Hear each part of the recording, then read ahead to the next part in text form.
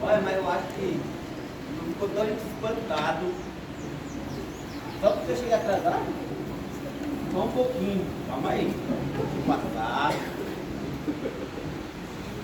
Você vê que o senhor é crente? Eu sou. Então eu fico contente. Cara, tava amarrada.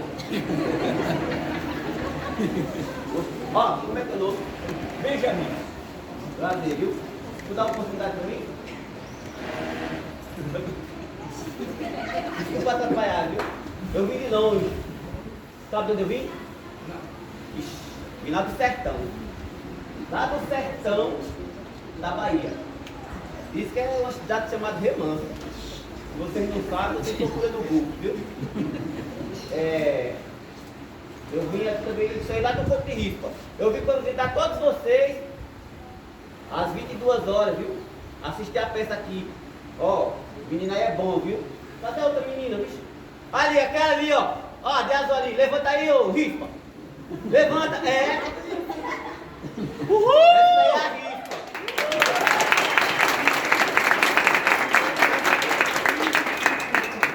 Ah, tem a Olga ali, ó.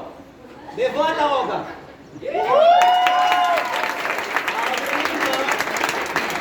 É minha irmã na peça. Agora tem um bicho do mal, viu? Olha, cadê o homem do mal aí? Lá, ó. Levanta aí, rapaz. Oxe, o primeiro não.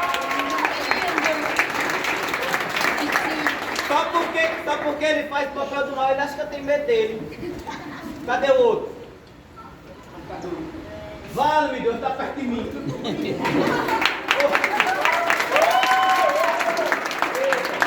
Ó, mas não vou tomar muito seu tempo não, viu? Eu vim aqui só trazer uma mensagem que mandaram.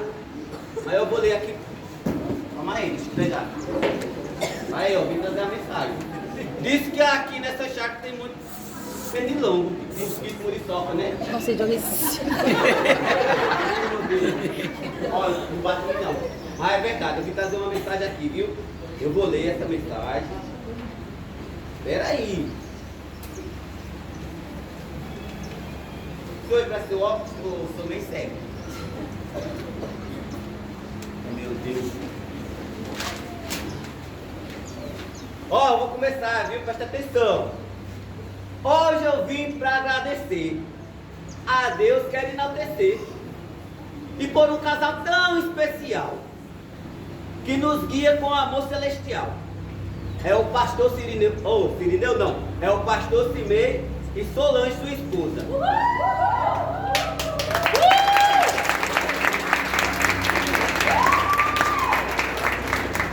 Que dedica sua vida tão preciosa para servir a Deus com devoção e fazer acontecer esse encontrão.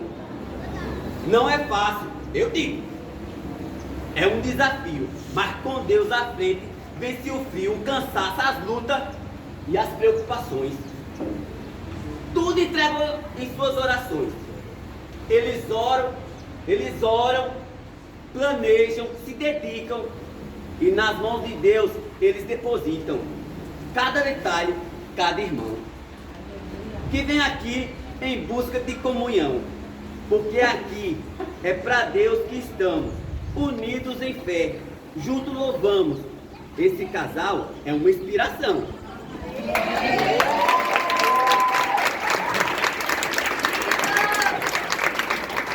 Nos lembrando sempre de Deus e perdão. E quando fez é grande demais, eles olham para o céu e encontram paz. Pois sabe que Deus é o motivo e nele tudo faz sentido. Então nossa gratidão a esse casal querido, que com fé e coragem tem nos conduzido. Foi por causa desse casal, de tanta união, que nasceu o encontrão, lugar de alegria, comunhão e adoração. Lembrando que Jesus Cristo é o fundamento da nossa salvação. Uma salva de palmas para o pastor Cimei e Solange, sua esposa, que fundou o encontro.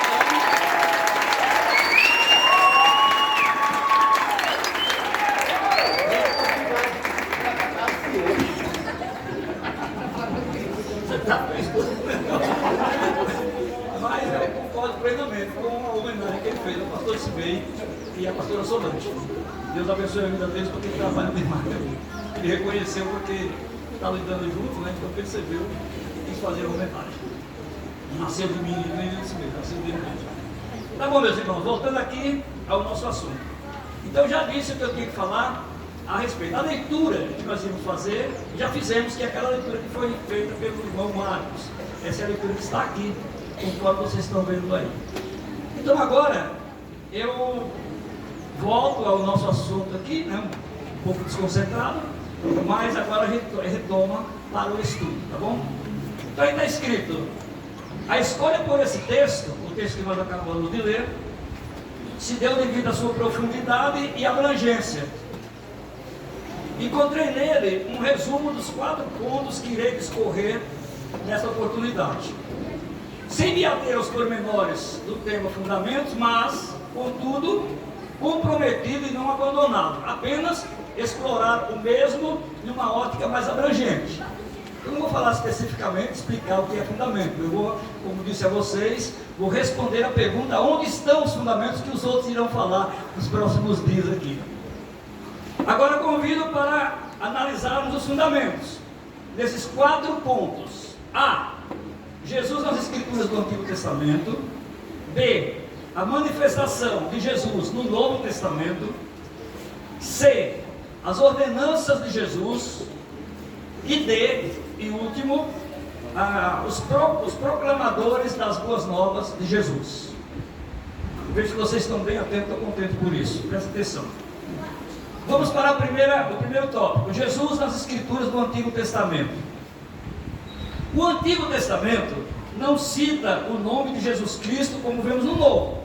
Você não vai encontrar Jesus Cristo, o nome de Jesus Cristo no Antigo Testamento. Novo. Entretanto, ele é o tema central em todas as Escrituras, inclusive no Antigo Testamento. As citações de Jesus encontradas no Antigo Testamento devem ser examinadas cuidadosamente, visto que parte delas são explícitas, quer dizer, são bem claras, e outras são implícitas, são mais ocultas. A gente precisa interpretar para entender que está falando a respeito de Jesus.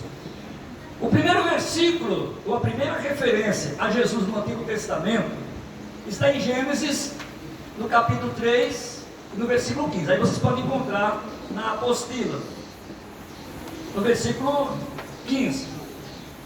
Embora seja uma referência implícita, não deixa dúvida de que se refere ao Salvador. Abre aspas. Porém, inimizade entre você e a mulher, entre a sua descendência e a descendência dela. Este lhe ferirá a cabeça e você lhe ferirá o calcanhar. Gênesis 22, 8. Abre aspas. Abraão respondeu: Deus proverá para si um cordeiro para o holocausto, meu filho. E os dois seguiram juntos. Vocês conhecem bem essa história, é a promessa de Abraão, né, o sacrifício de Abraão. E ele disse: Deus não tinha um cordeiro, ele disse: Deus proverá para si um cordeiro. Mas não se resume nisso. Esse cordeiro que Deus ia prover já tinha um símbolo, uma sombra, um tipo do Cristo, que é o verdadeiro cordeiro. Aquele que João Batista diz: eis aí o Cordeiro de Deus que tira o pecado do mundo. Foi uma provisão de Deus, não foi humana, foi uma provisão de Deus. Então, se refere a isso. Em Deuteronômio, no capítulo 18, e versículo 15, então o Senhor fala a Moisés de maneira mais clara, abre aspas: o Senhor, seu Deus, fará com que no meio de vocês, do meio dos seus irmãos, se levante um profeta semelhante a mim. A ele vocês devem ouvir. Claro que quando Deus fala isso a Moisés, e dá essa profecia, não era para eles tão claro como é para nós hoje. Mas Deus estava revelando que no tempo determinado, na plenitude dos tempos, ele enviaria esse profeta. E enviou. Porque todas as promessas de Deus, ele cumpre rigorosamente. A ele vocês devem ouvir. Em Números, no capítulo 21, versículo 8 e o versículo 9, é onde encontramos o relato da serpente de metal. Uma história bem conhecida, né? Quando Moisés levantou a serpente no deserto. Eu não vou fazer o comentário porque eu coloquei o versículo para evitar de fazer o comentário. Eu não lendo o versículo, vocês vão saber do que eu estou falando. Então, abre aspas. O Senhor disse a Moisés: faça uma serpente e coloque-a sobre uma haste. Quem for mordido e olhar para ela, viverá. Moisés fez uma serpente de bronze e a pôs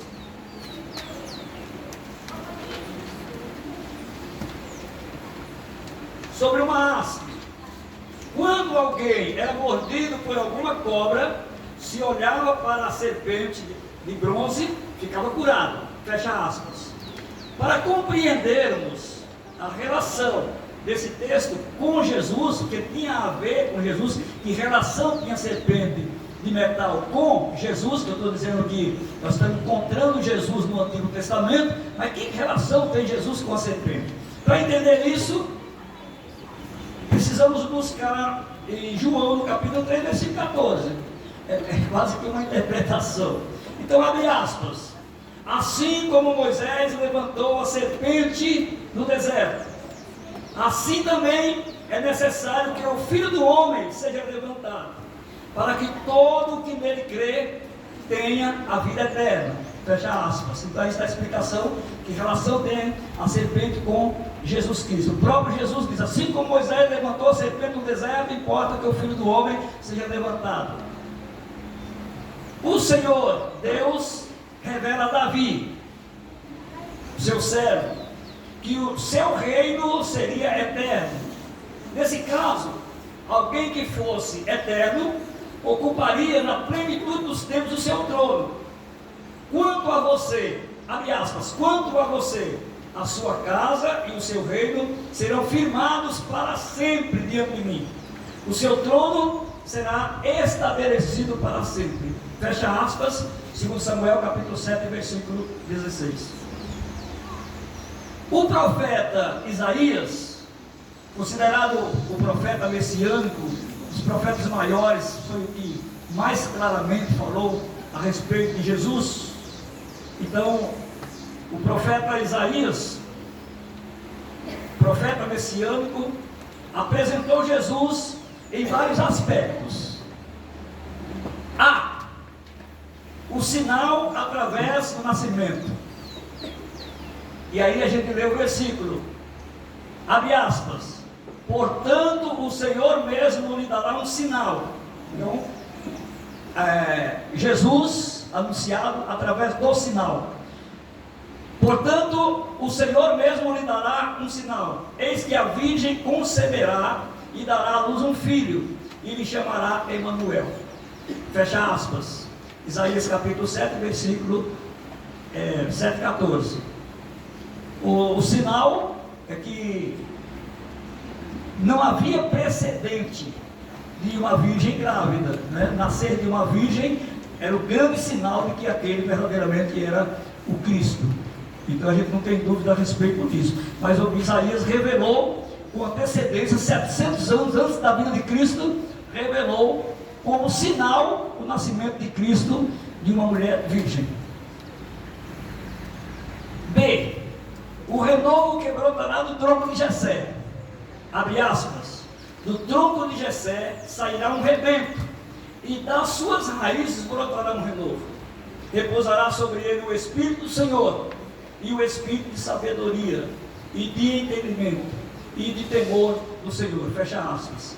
Isaías capítulo 11, versículo 1 e 2. Agora, C é um outro aspecto.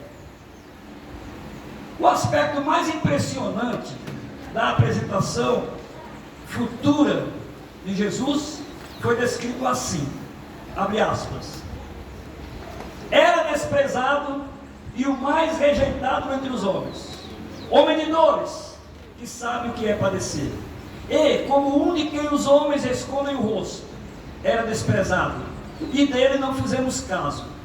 Certamente ele tomou sobre si as nossas enfermidades, e as nossas dores levou sobre si, e nós o considerávamos como aflito, ferido de Deus e oprimido. Mas ele foi traspassado por causa das nossas transgressões e esmagado por causa das nossas iniquidades. O castigo que nos traz a paz estava sobre ele, e pelas suas feridas fomos sarados. Isaías capítulo 53, 3 a 5. Aqui eu faço uma pequena pausa para dizer que a gente não tem noção de como Isaías recebeu essa profecia. Ele nunca ouviu falar isso antes, ele recebeu diretamente de Deus, e ele podia contemplar o sofrimento de alguém passando daquela forma, desfigurado, sofrimento cruel. Ele podia ver isso. Então eu fico imaginando como que Isaías se comportava ao receber essa mensagem. Outra coisa que me chama a atenção é que Jesus tinha conhecimento. Quando ele lê as Escrituras, ele sabia que o que Isaías falou, falava ao seu respeito. Então vocês se lembram daquela passagem que ele orava desesperadamente e o seu suor chegava a se transformar em gota de sangue, porque ele estava numa agonia terrível, porque ele sabia que se tratava dele, e sabia que essa profecia se cumpriria nele. Então quando o momento se aproximou, como um ser humano que era, então ele entrou em pânico como qualquer um outro ser humano. A minha alma está triste até a morte, estou aflito, eu preciso de ajuda. Pediu ajuda para os seus companheiros. Então foi um momento muito delicado e um momento assim inesquecível da apresentação de Jesus no Antigo Testamento e cumprida no Novo.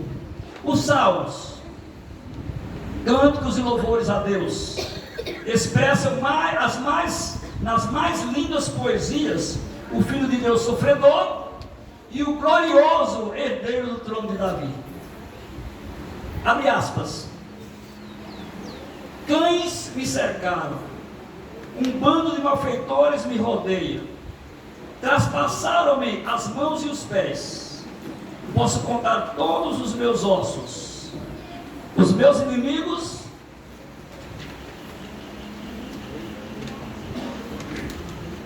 a folha coroa.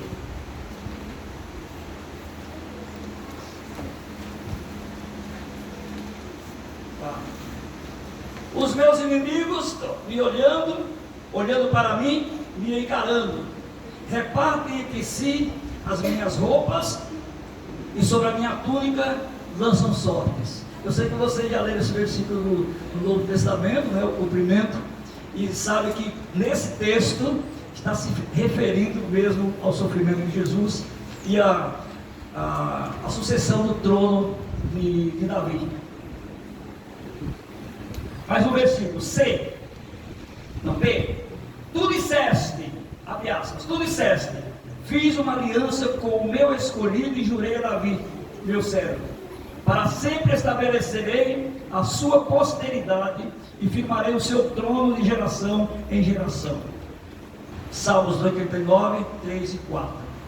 C, abre aspas, o Senhor jurou a Davi com firme juramento e dele não se desviará. Farei com que no seu trono se assente um dos seus descendentes. Salmos 132, 11. Aqui está se você pergunta aonde está, ou aonde estão os fundamentos nos quais vocês falam, eu estou mostrando para você onde que eles estão escritos. O que disse o profeta Jeremias a respeito de Jesus? Abre aspas.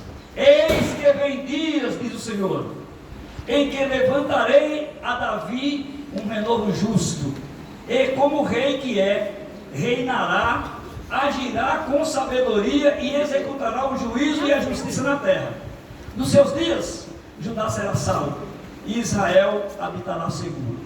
Este será o nome pelo qual será chamado: Senhor, justiça nossa. Aí eu pergunto para vocês, a que nome seria chamado? De novo, foi muito fraco. Senhor, justiça nossa. Senhor, justiça nossa. Não só de Israel, mas de toda a igreja do Senhor. Senhor, justiça nossa. Esse é o nome dado por Jeremias. Glória a Jesus. Já o profeta Miqueias, e o detalhe peculiar da chegada do rei. Abre aspas. E você, Belém Efrata, que é pequena demais para figurar como grupo de milhares de Judá, de você sairá aquele que há de reinar em Israel, e cujas origens são desde os tempos antigos, desde os dias da eternidade. Fecha aspas, Miqueias 5:2. O que não se revelaram, o que não revelaram os outros profetas, foi revelado por Zacarias, pelo profeta Zacarias. Abre aspas: alegre-se muito, ó filha de Sião, exulte, ó filha de Jerusalém, eis que o seu rei vem até você, justo e salvador, humilde, montado em um jumento, e o jumentinho cria de jumento. Zacarias capítulo 9 e versículo 9. Parece que nós estamos lendo isso no Novo Testamento, mas não, é uma profecia de Zacarias que vai se cumprir e praticamente reproduzida no Antigo Testamento na íntegra. Então aqui, nesse texto, até nós lemos aqui, é o primeiro tópico. Eu queria que vocês vissem no Antigo Testamento aonde que está fundamentado, onde está escrito, registrado, mas tem muitos outros versículos, mas eu citei só esses aqui, para que os irmãos tivessem isso guardado. Você leva essa apostila para casa, depois você pode, quando tiver vontade, ler os versículos na íntegra, na sua própria Bíblia, para que você possa ter consciência disso. Tá. O item 2, o tópico 2, a manifestação de Jesus no Novo Testamento. Agora, a gente viu as promessas do Antigo Testamento e vamos ver como ele se manifestou, como se cumpriram essas profecias no Novo Testamento. Jesus não se manifestou no Novo Testamento do modo como os judeus esperavam, mas veio exatamente como foi anunciado por todos os escritores do Antigo Testamento. Os vários textos citados acima mostram como Deus planejou a primeira vinda de Jesus e como tudo se cumpriu. Irmãos, tudo o que aconteceu com Jesus estava registrado. Não foi culpa de Deus se os judeus não entenderam, se não compreenderam que aquele era o Cristo. Eles esperavam um Cristo rico, um Cristo poderoso, um Cristo militar. Mas Deus nunca ofereceu esse Jesus. Deus nunca prometeu. Inclusive nós lemos a passagem de Isaías falando do servo sofredor. Esse era o Jesus que o Senhor Deus prometeu. Ele não prometeu um líder militar, não prometeu um general, um homem poderoso, um homem de guerra. Não, ele prometeu Jesus, como diz as Escrituras. Então foi um erro dos judeus não receber Jesus da forma como ele foi prometido. Eles queriam de outra forma. Mas Deus cumpriu rigorosamente tudo aquilo que ele havia prometido. Nasceu em Belém, nasceu de uma virgem, né? Tudo isso aconteceu. Não foi culpa de Deus se eles não creram. Espero que nós aqui na presença do Senhor, que temos muitas promessas, que tenhamos um discernimento espiritual daquilo que o Senhor fala conosco e nos diz na sua palavra, para não ficarmos esperando coisa diferente, dizendo que Deus prometeu isso ou prometeu aquilo, se Ele na verdade não prometeu. Deus vela pela sua palavra para fazê-la cumprir, mas só cumpre aquilo que Ele promete. O que Ele não promete, Ele não se responsabiliza. Não adianta falar em nome de Deus, porque Ele não se responsabiliza. Amém? Amém. Glória a Jesus. Então vamos continuar. Ora, abre aspas, ora, tudo isso aconteceu para se cumprir o que foi dito pelo Senhor, pelo profeta: eis que a virgem conceberá e dará à luz um filho. Ele será chamado pelo nome de Emanuel. Emanuel significa Deus conosco. Fecha aspas. Está em Mateus, agora no Novo Testamento, Mateus capítulo 1, versículo 22 e 23. E nós podemos comparar com Isaías no capítulo 7 e versículo 14. Mas nós não faremos isso, porque nós já lemos Isaías capítulo 7, versículo 14.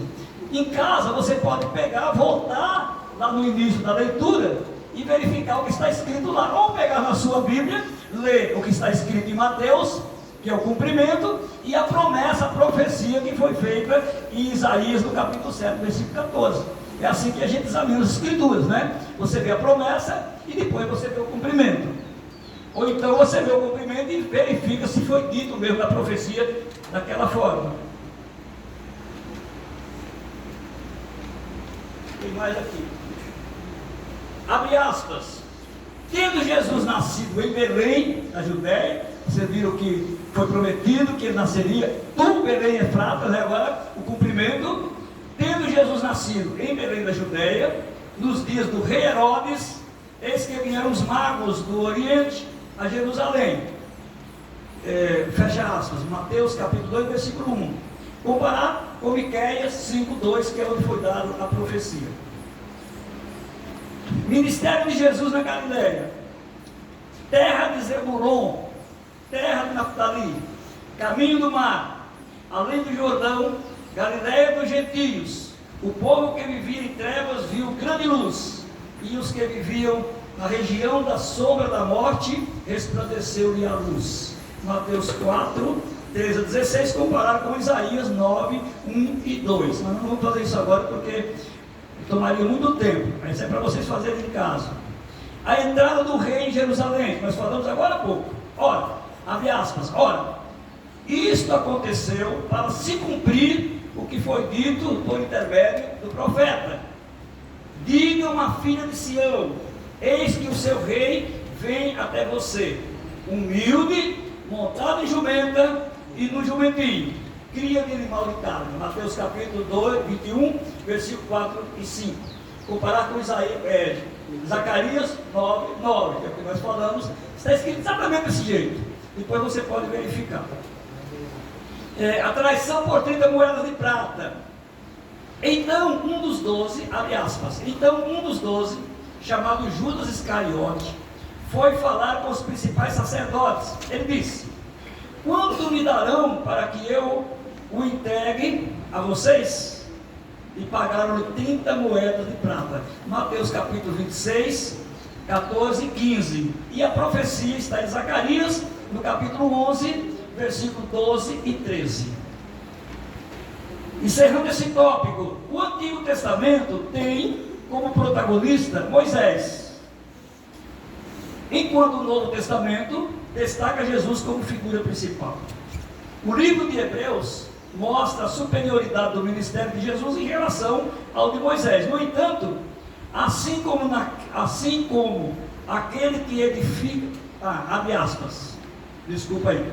No entanto, assim como aquele que edifica uma casa tem maior honra do que a casa em si, também Jesus tem sido considerado digno de maior glória do que Moisés. Hebreus capítulo 3 e o versículo 3.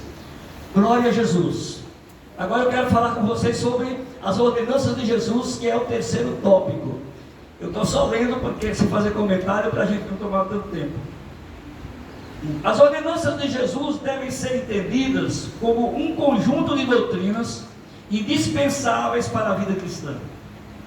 O que Jesus ensinou e mandou ensinar não é opcional, é uma ordem que deve ser cumprida. Por isso nós chamamos Jesus de Senhor, porque não é um pedido. A gente costuma dizer: Jesus me pediu para fazer isso, Ele me pediu para fazer aquilo. Ele não pede para fazer, Jesus manda fazer, né? Senhor não pede, pede, irmão. Senhor manda. Senhor manda. Então Ele ordena, Ele manda fazer. E tudo que Ele mandou fazer, nós devemos fazer, devemos obedecer. Quando Ele fala em João sobre os seus mandamentos, vocês são meus amigos porque guardam os meus mandamentos, né? Observam os meus mandamentos. Então é totalmente diferente. Tá. Uma das ordenanças de Jesus: amor. Amor a Deus e amor ao próximo. A gente pode até pensar: não, a gente ama se quiser, ou é opcional. Não é opcional, não. Não é opcional. A Bíblia fala em 1 João que se não amar, nem se odeia. Se não amamos nossos irmãos, não conhecemos a Deus. Então não é opcional. É uma ordem. O crente deve amar o seu irmão. Deve amar a Deus e amar o seu irmão.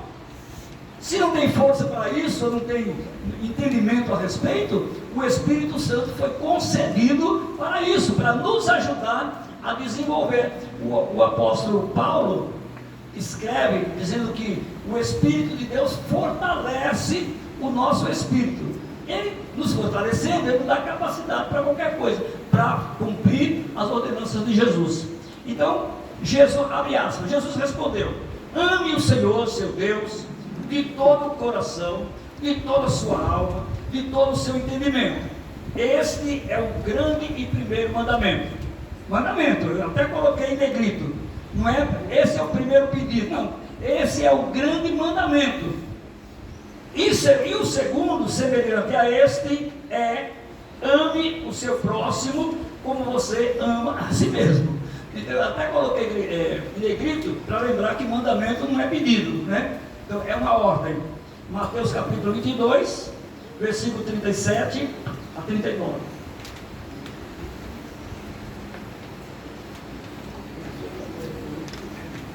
B. Ordem de Jesus: fazer discípulo.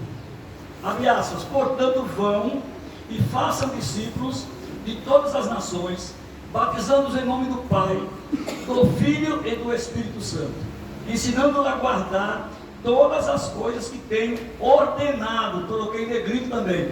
E tenho ordenado a vocês. E eis que estou com vocês todos os dias.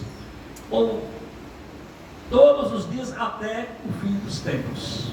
Fecha aspas. Mateus capítulo 28, 19 e 20. Um texto muito conhecido e usado pelos pregadores. Não é uma opção, é uma ordem. Fazer discípulo é uma ordem dada à igreja. Então vai pensando aí no desafio que eu vou fazer a você daqui a pouco. D. Perdão. Porque se perdoarem aos outros as ofensas deles, também o Pai de vocês que está no céu perdoará vocês. Se, porém, não perdoarem os outros as ofensas deles, também o Pai de vocês não perdoará as ofensas de vocês. Não é um pedido. Você quer perdão? Você almeja perdão? Então aprenda a perdoar, porque se você não perdoar o seu irmão ou o seu vizinho, você também não será perdoado, né? Agora o mais difícil é amar os inimigos. Mais difícil. Amar amigo é mais fácil, amar inimigo é um pouco mais complicado, né? Mas o Senhor disse, abre aspas: eu, porém, lhes digo, amem os seus inimigos e orem pelos que perseguem vocês. Mateus capítulo 5, versículo 44. Também não é opcional. A gente podia até orar para Deus matar, mas não é isso que eu digo. Certo? E tem que orar, né, para a destruição dos inimigos. Destrói os meus inimigos. Mas, quando perguntaram para Jesus: Senhor, quer que faça cair fogo do céu e destrua tudo? Ele falou: não é o meu serviço. Vocês não entenderam nada do que eu vim fazer aqui. Eu não vim para destruir as almas dos homens, eu vim para salvar. É difícil entender isso, mas é real. F. Não julgar. Não julguem, abre aspas, não julguem para que vocês não sejam julgados. Pois com o critério com que vocês julgarem, vocês serão julgados. E com a medida com que vocês tiverem medido, vocês também serão medidos. Mateus capítulo 7, 1 e 2. Jesus instituiu 2 sacramentos com significado simbólico, mas indispensável para a igreja de todos os tempos. Trata-se do batismo, Mateus capítulo 28, versículo 9, aliás 19, e a ceia do Senhor. E pegando, abre aspas, e pegando o pão, tendo dado graça, partiu e lhes deu, dizendo: isto é o meu corpo, que é dado por vocês. Façam isso em memória de mim. Lucas capítulo 22, versículo 19 e 20.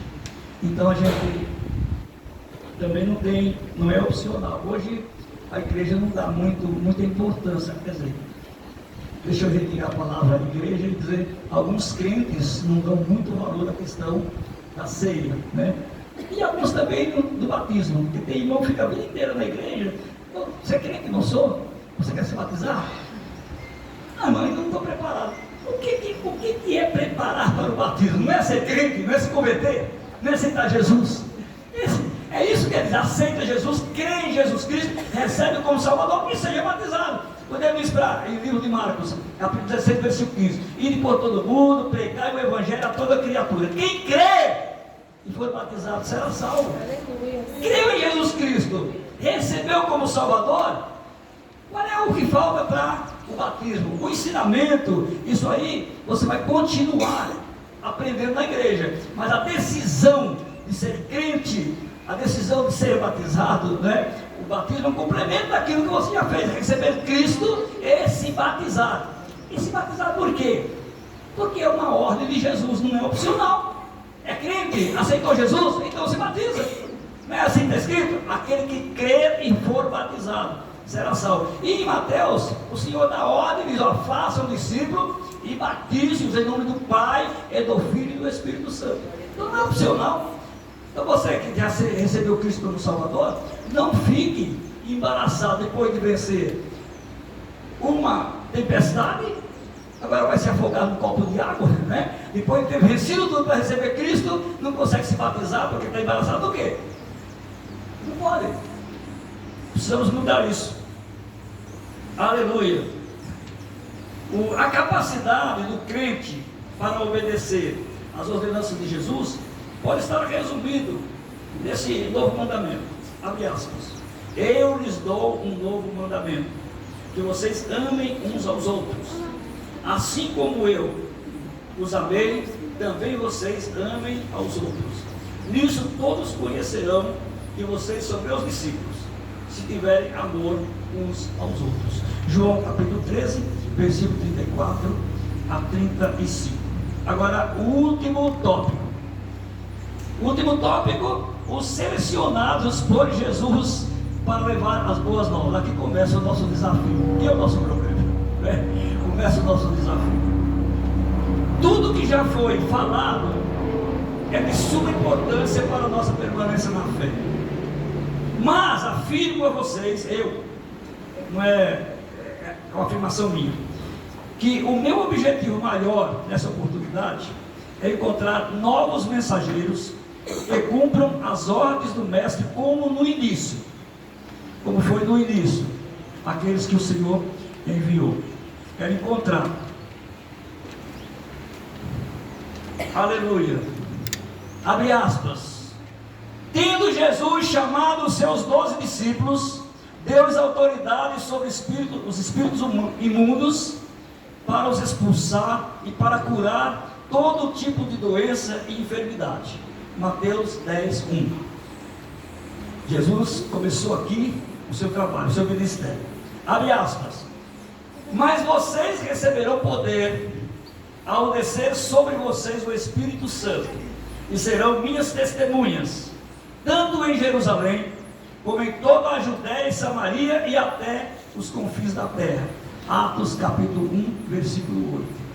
Vai anotando aí. Abre aspas. Depois Jesus subiu ao monte e chamou os que ele quis, e vieram para junto dele.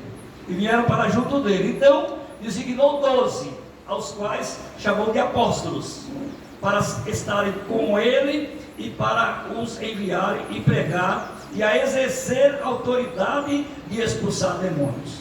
Marcos capítulo 3, versículo 13 a 15. Porque, abre aspas, porque o Senhor assim nos determinou. Eu coloquei você como luz dos gentios, a fim de que você seja para a salvação até os confins da terra. Aqui está próximo dos confins da terra. Ele chegou até aqui. Veja onde começou e veja aonde chegou. Você vai entender a minha preocupação e o meu desafio. E o que você ouviu de mim, disse Paulo a Timóteo, na presença de muitas testemunhas, isto mesmo transmita a homens fiéis, idôneos para instruir os outros. 2 Timóteo capítulo 2 e versículo 2. Ele está dizendo que o ministério precisa continuar, né? Ele precisa andar. Então, Paulo, pai na fé, Timóteo, diz para Timóteo, não para por aí. Você faça discípulos, procura pessoas que sejam confiáveis e toca o ministério para frente. E daí passou por Timóteo, passou por muitos outros e chegou até nós. Até aí estamos bem. Encerro essa mensagem com um duplo apelo. Agora é que nós precisamos nos preparar. o primeiro apelo. Então Jesus disse aos seus discípulos: a seara é grande, mas os trabalhadores são poucos. Por isso, peçam ao Senhor da seara que mande trabalhadores para a sua seara. Esse é o nosso primeiro desafio. Nós precisamos acreditar que nesse encontrão nós vamos orar ao nosso Deus nessa manhã. Vamos pedir para Ele que envie trabalhadores para a sua seara, porque a seara cresceu muito. A seara é o mundo, cresceu muito. Nós temos ao nosso redor, estamos quase empurrando a gente para dentro da igreja, para dentro da casa, né? Porque cresceu muito, o mundo é muito grande, pessoas necessitadas, a necessidade das pessoas é maior ainda. Cada dia são coisas novas, dependências, tantas coisas acontecem, então é uma coisa terrível.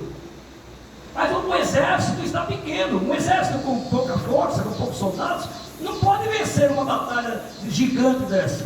Então faltam soldados, faltam trabalhadores. Quando eu digo trabalhadores, não estou falando de número, eu estou dizendo de pessoas que se dispõem a trabalhar, que se arriscam no trabalho, que se empenham no trabalho, que entendem o que é o trabalho, que entendem por qual foi chamado. Estou falando disso. Então eu vou pedir os irmãos obreiros, nós vamos fazer uma oração agora. Eu vou pedir os irmãos obreiros para vir aqui à frente, meus companheiros de ministério, que eu anunciei no início. Nós vamos fazer uma oração, vou pedir a igreja para se colocar em pé. Nós vamos então orar ao nosso Deus, porque é uma necessidade, não minha, é uma necessidade do ministério, da obra de Deus e trabalhadores. Então nós vamos orar. Você vai orar, nós vamos orar, para que o Senhor Deus abra as portas e mande pessoas que o coração queime, né, pela missão, pelo trabalho.